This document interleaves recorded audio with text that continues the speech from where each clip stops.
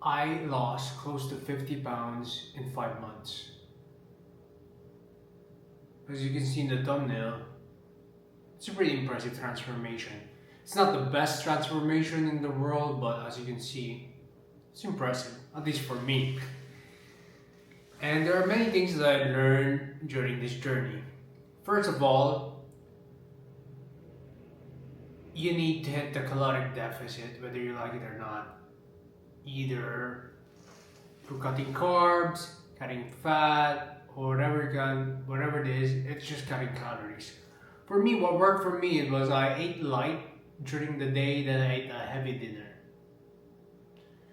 So in the morning, I would just have some protein shakes or some a few eggs, and at lunch I have a lot of veggies like broccoli or we call broccoli, cauliflower, on a dinner with eggs, either with eggs if I did not have eggs, or with tuna, or with chicken. Then at dinner I'm gonna have my carbs because usually carbs really help me feel more relaxed, which I need during the night. So I'll have a little bit more potatoes. I'll either have eggs again if I'm feeling it, or I'll have ground beef. I tried steak, but it's really I can't cook it properly, so I stopped using steak. Then, uh, if I did not have chicken earlier, I can have chicken dinner with the potatoes. If I'm like to switch it up, sometimes change the potatoes, which I put some olive oil on it, a few teaspoons. I'm gonna use a wrap, one of those tortilla wraps. Then I put veggies on it, either it's broccoli again or lettuce. That's how I lost weight physically. Sometimes I need to change it up. Sometimes I have some cheat meals in the weekend or buffets. I highly recommend you don't do buffets in your cheat days because it's really hard to track. It's hard because tracking is very important. All of this is to say that you need to hit the caloric deficit in one shape or form. For me, it was having a structured meal plan, then having a cheat meal during the weekend, either Saturday, Sunday, and sometimes even Friday. And with the cheat meal, it doesn't need to be a cheat day. Remember that it's just gonna be a cheat meal. So for me, it was like pizza, like two slices of pizza, or a cheeseburger, big juicy cheeseburger on Saturdays after a workout, and yeah, pretty much. I have weakness for cheeseburgers and pizza slices, so I'm gonna have one of those options. Sometimes, if I'm being a little bit feisty, I'm gonna have some French fries. But I'm already having potatoes during the week, so I don't really recommend you to eat something. I don't recommend you eat something that you've been eating already during the weekday. Have something that you're absolutely not having during the weekday with your cheat meal. And what really permitted me to eat a little bit more, because I noticed that I have a bit of a I have a bit of an appetite. So what I do is I have larger volume meals, so like cauliflower, broccoli, like a bunch of veggies. So I put those. I emphasize on more protein and more carbohydrates. I mean, more protein and more fiber-rich foods. So I load up on the veggies and the protein, either like from Whole Foods. Sometimes I also strategically use the protein shakes. So I know sometimes I can hit my protein, so you need to be in a caloric deficit, have a certain amount of protein for ideally to have muscle repair and just to feel alright overall and make the progression of your. It's like how can I explain this?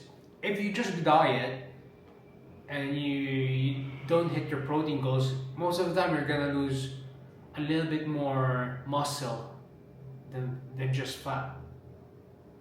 There's a lot of science out there, but let's just assume that bro science. If you're losing weight and you eat protein while you work out, that's important. You're gonna lose fat. Like 80 to 90% you're gonna lose fat because if you don't if you don't consume enough protein and you just work out, first of all, you're gonna get super sore and you're not gonna recover properly. That's for sure. Another one is you're gonna lose more muscle than fat. Imagine that you've been dieting for 5 months. In amount of 50 pounds, you lost like 40 pounds of muscle, bro. Imagine. I'm not saying I just lost fat. I probably lost 10 pounds of muscle, but I gained muscle also because another point is I learned that weightlifting during a cut is very important. And side tangent, I was hit by a car. And my muscles really saved my ass. Because without my muscle, I would have broken my bone, bro. So I got lucky. I got super lucky that I am very fortunate that I started training my muscles, like my arm. Could not even work out properly, bro. I was doing leg day days, workouts for multiple weeks, like 3 weeks. Imagine that. So that's a side tangent.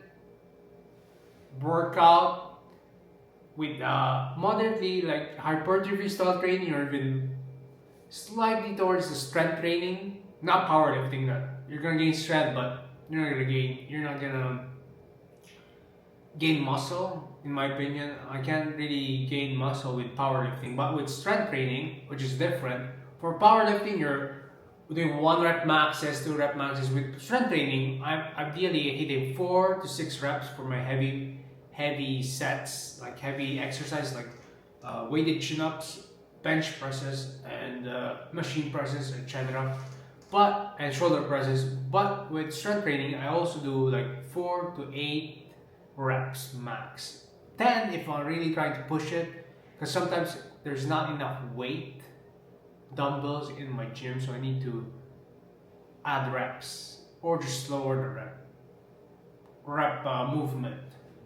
That's one thing. Another thing is third thing is not everybody will support you throughout the end. Like I thought I was gonna be supported by my family, my friends, and eventually nobody was really supporting me. Like out of the 100 friends, 50 friends, nobody was supporting me. So you gotta lock in. I need to go right now. So that's my three things: caloric deficit, wow, strength training, or hypertrophy training, and nobody will support you. So you may as well be the best cheerleader of yourself. So I'll see you in the next video. Peace out.